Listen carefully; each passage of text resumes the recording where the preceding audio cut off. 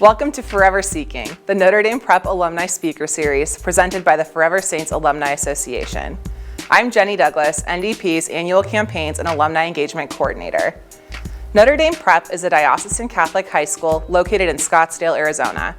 We are committed to strengthening the minds, bodies, and souls of our students by promoting academic excellence, instilling moral values, and encouraging lifelong service to others.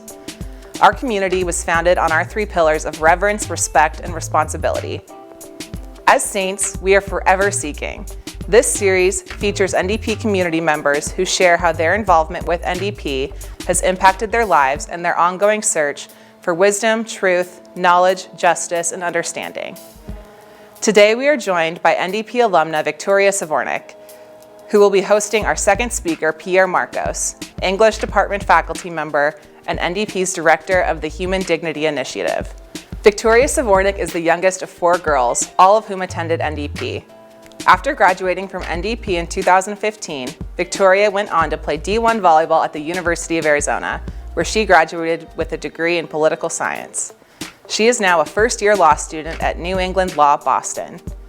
Upon completion of law school, she's thinking about pursuing environmental, civil rights, or sports law. Victoria works closely with Pierre as the alumni rep for NDP's Human Dignity Initiative, or HDI, which began in March 2020 to enhance the intercultural, racial, and ethnic relationships and awareness on campus. As champions of human dignity, the HDI recognizes each of us as a perfect reflection of God, as He made each of us in His image. We are one body in Christ and individually members one of another. Romans 12:5. Thank you, Victoria, for joining us today. Hi, NDP alumni. Welcome to episode 2 of Forever Seeking. Today, I'm joined by Pierre Marcos, NDP's Director of Human Dignity and English teacher. Pierre was born in Cairo, Egypt, and immigrated to Los Angeles, California when he was only 8 months old. Growing up in a multicultural and multiracial environment, Pierre has come to love the melting pot that is the United States. Pierre graduated from Chamadon College Prep in LA and immediately entered into boot camp for the U.S. Marine Corps. He served in Iraq before he was honorably discharged in 2007. Pierre was originally pursuing a career in law enforcement, but had an epiphany which led him to consider becoming a teacher and a coach, which allows him to make a difference in society. We welcomed him into our NDP community in 2017. As an English teacher, Pierre brings his passion for life through his affinity of literature and language. He genuinely loves his students and pushes them to be the best versions of themselves. Pierre also serves as a head of House St. Michael as the director of NDP's Human Dignity Initiative. Pierre enters into interethnic, cultural, and racial relationships and brings an awareness to our students of the vibrant multicultural beauty of our world. Outside of NDP, Pierre enjoys fathering his two beautiful children, Sven and Mila, working out, reading, and good food. Hi, Pierre. It's so great to be with you today. Great to be with you too, Victoria. So let's get started. What led you to a career in teaching, and what brought you to NDP? Started about 11 years ago. I was trying to get into a career in law enforcement, and that is a pretty lengthy hiring process. So during that time, I used my Montgomery GI Bill, my veterans benefits, to pursue my education. I was working on a master's in English just for the sake of having it. But I had an epiphany one night in my contemporary literature class where all I wanted to do was make a difference in society, and I didn't think I would be utilizing my full talents, the blessings that God has given me as a police officer. So I realized that, and I was reflecting on this quote by Frederick Douglass: it's easier to build strong children than it is to repair broken men. And I sat with it for that entire 3-hour class that night. And I just had this awakening. I think what I'm supposed to do is benefit society by inspiring others. And I love to learn. I love to teach. So let's give it a shot. And it all just came together remarkably. Really, God had a hand in it. We're lucky to have you in our community. Thank you very much. As far as NDP, my family and I relocated here in 2017 to give my kids a better life. Everything I couldn't have and I didn't have in LA when I was growing up there. LA is expensive. It's a rat race. I understand why a lot more people these days are raising their children here in Phoenix. Plus, my children's mother has a whole network out here, so it just seemed right.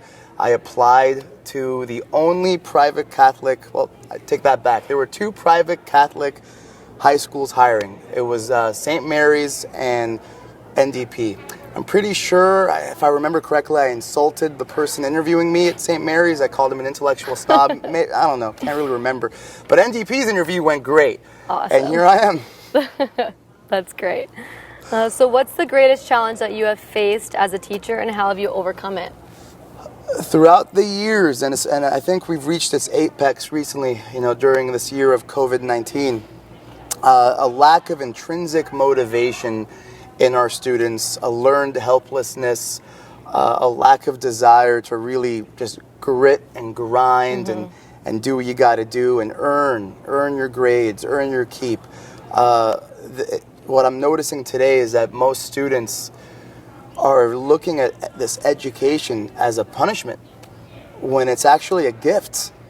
There's a saying, they who study are allergic to average. So, I walk around thanks, yeah, it's the truth. That's my greatest fear, is being okay with mediocrity, being okay with average. So I'm looking at this place, and we really do mold mind, body, and soul.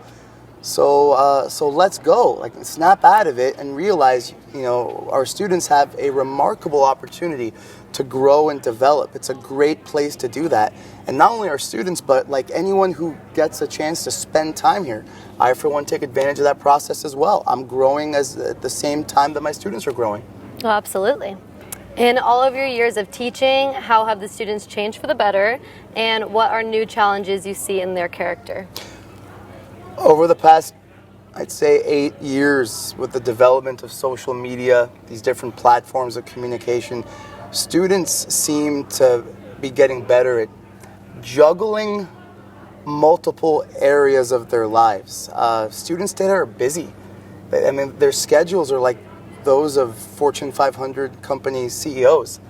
So I think with the platforms out there, what is it, Snap, Tweet, InstaFace, TikTok, all that stuff, it gives students the ability to multitask, whether they believe it or not. But now here's the thing, it's a double-edged sword.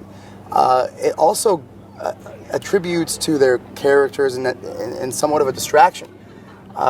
These same platforms that allow students to multitask and expand also cause a hindrance. They're so concerned with validation and influence from an external source, they're forgetting that real validation, real influence, discipline, everything that a human being should really yearn for and strive for comes from within. That's what I'm noticing. It gets in the way in their character development. And luckily, that's where I think really good educators come in. So we've had a chance to talk about social media quite a bit, which has been great. Do you think that with COVID and, quarantining, that's played a positive impact in having young people be able to connect, or do you think that's adding even more stress with that image of perfection you were talking about? Again, it's a blessing and a curse. So blessings, we're able to communicate virtually in ways that what would we do if we didn't have these platforms? Phone calls and text messaging. But now we're able to communicate in all these other areas, these other arenas, and I think that is indeed a blessing. We have opportunities, but the distraction, the curse is that now students are only in front of those things, those visuals. You are what you spend most of your time looking at. You become that, and that's I think it's gotten in the way of becoming. I don't think that finding the certain content out there online is the wrong thing. I say multitask. Get a routine, do something to improve yourself, and use these platforms, whether it's YouTube or podcasts or whatever, to fuel your brain, because we need it. We need it right now when it's really easy just to lie dormant and do nothing and become stagnant and complacent. Well said. All right, what is the single most important character trait that you like to develop in your students? Tenacity, without a doubt, tenacity. And tenacity, this virtue of tenacity, it envelops a lot of other little virtues as well. And I've been talking about tenacity for the last 8-9 years of my career as a teacher. I do this thing in class called tenacity training, and it usually falls on Tenacity Tuesday, or we have Tenacity Mondays. Depends on this ever-changing schedule we have. But we do tenacity training, and what that is I spend the first 5-10 minutes of class time showing a clip, a meme, a poem, a song lyrics, a video, something that exemplifies how the human spirit can truly transcend any physical or emotional obstacle that comes within our way.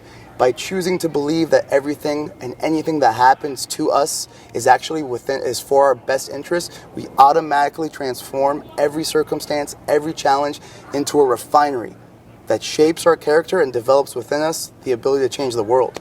That's great. That's really important too. Thank you for that. Thank you. How have you seen NDP students' understanding of the importance of diversity and inclusion change over the years? And in your opinion, what is the greatest challenges students face in regards to this?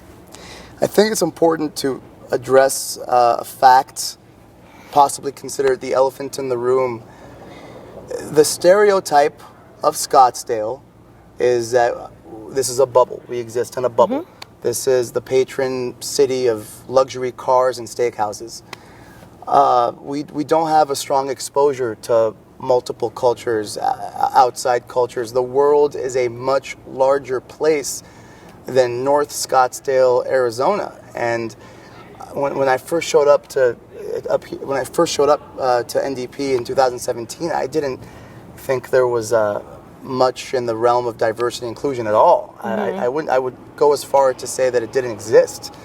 It definitely wasn't at the forefront of people's minds. Now, sure enough, take everything that's happened this summer. Now the topic is, are our students getting some semblance of what the real world is like once they leave this campus?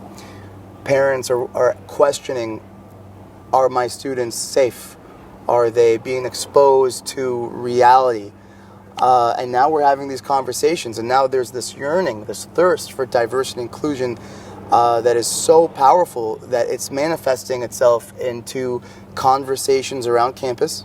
We're also still very much aware that there is a relative ignorance, and I say that politely, and not in a negative way at all, but there is an ignorance. There are some people on campus who just don't know any better because they have a lack of exposure. And what I think we are responsible for here on this campus, if we're really going to mold students in mind, body, and soul, is to usher in conversations, realizations, educations, implementations of all the different amazing cultures that students are going to experience, whether they like it or not. Definitely. When they leave here. I know you can attest to that. I know any adult on this campus can attest to that. I know siblings, older siblings of students can attest to that. So let's just be realistic and sensible and accept the fact that the world is a beautiful place. It can be cruel, but it's meant to be beautiful. And the more exposure we have to the multiple cultures, ethnicities, backgrounds that exist in it, the better off we all will be. Oh, definitely. And just seeing what you guys have done on campus this year, I wish that was talked about more when I was there. There's just so many beautiful cultures that you get to learn about, and you kind of put it really nicely where it's not so much that you're learning about differences, it's you're seeing the value of humans and wanting to learn their stories and being able to appreciate them, which I think we need more of. What is one past experience in your life that you find yourself reflecting upon or guides your life, and how do you respond to all that is going on in the world today? Okay, so that's an easy one. I reflect on the birth of my children. And I say that because, my favorite quote from Friedrich Nietzsche, he who knows his why can overcome any how. So I know what my purpose is. I know what my why is. My why is to be the best dad I can be to my children, to be the best teacher I can be to my students, just to be the best man I can be, a man of God, best man I can be, period. So I reflect on those things. The world is going to do whatever the world wants. I can't control what the world does, same way I can't control what anyone around us does, but I can control what I do. Now we have this motto, mantra, hallmark, our identity on this campus, the 3 R's, right? Respect, reverence, responsibility. What if we were to put the word personal in front of each of them? And that's what I focus on. That's how I operate. I have a personal respect for myself that governs how I treat myself and treat other people around me. I have a personal reverence for myself that recognizes that I have Christ's Spirit within me, and therefore I am responsible for looking for Christ in everyone else, even those people whom I'm not very keen with. And that's just the way it is. I'm called to do that. And lastly, I have a personal responsibility to be the best that I am, to always pursue improvement, because I have people relying on me. I have 2 beautiful children depending on me. I have students who are looking at me. Education's emulation. That's my teaching philosophy. So I need to be able to show up and be a role model, which reminds me of another challenge. How is it possible to have more energy than any of my students when I'm in the classroom? It's because I have the personal 3 R's within me, and I'm firing on all pistons every day. We want to end each podcast with this question. So in keeping in mind the name of this podcast, what is something in your life that you are forever seeking? And who is the saint that possesses the value that you seek to model your life after? I forever seek discomfort. I forever seek ways I can improve myself. I forever seek ways I can enact my own self-discipline. That's the only way any of us can possibly grow. Growth begins when the comfort zone ends. So I'm always looking for ways where I can step outside my comfort zone, teach there, operate there, because that's how I'm going to improve. For example, teaching during when everyone was online.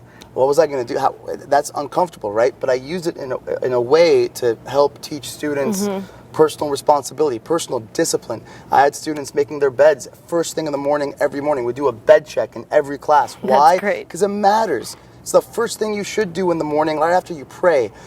Start your day off with accomplishing tasks and build that momentum and get after it. So that's what I'm seeking. I'm seeking for ways where I can learn. What can help me understand how did I improve today? Am I better today than I was yesterday? What do I need to do tomorrow in order to be better than I was today? And the saints, whom I try to emulate, is actually an angel. He's an archangel, Saint Michael. My patron saint of Saint Michael House. Because not many biblical references of Saint Michael. One in the Daniel in the Old Testament, and again in Revelations. But in the book of Revelations, it said that Saint Michael does battle with a dragon. Saint Michael does battle with a dragon. We will only ever be able to achieve the goal in life by battling the dragon. My favorite quote by Carl Jung. That which we mostly need exists in a place where we don't want to look. So that's something I want to do. I try to do every single day is look. In order to self-improve, you got to hold that mirror to your face, guys. You have to. You have to be able to recognize that dragon and be willing to do battle with it every single day. That's the only way you're going to amount to success. You're not going to inherit it. You're not going to fall into it. Happiness doesn't work that way. And that's what I'm hoping to share with my students and with my community. That's awesome. I think we can all benefit from that. Thank you. Yeah, so I just want to thank you, Pierre, for being the second speaker on NDP's Forever Seeking podcast series. I really consider us really blessed to have you in our community, and we have a lot to learn from you, and you've said you have a lot to learn from us, and I really look forward to the growth of our community these next couple of years. That means a lot. That means a lot. Myself as well. I'm very proud and honored to be here. Yeah. Well, thank you, guys. Thank you. Thank you, Pierre and Victoria, for joining us for our second episode of Forever Seeking. I would like to encourage all of our alumni to stay connected with us at ndpsaints.org/alumni/stay connected. Special thanks to all those who support our annual Saints Fund, which makes productions like this possible. There is no gift too small, so please partner with us by giving at ndpsaints.org/give. We invite you to subscribe to Notre Dame Prep on YouTube, Spotify, and Apple Podcasts, and watch for our next episode with a beloved former faculty member, Tom Marr.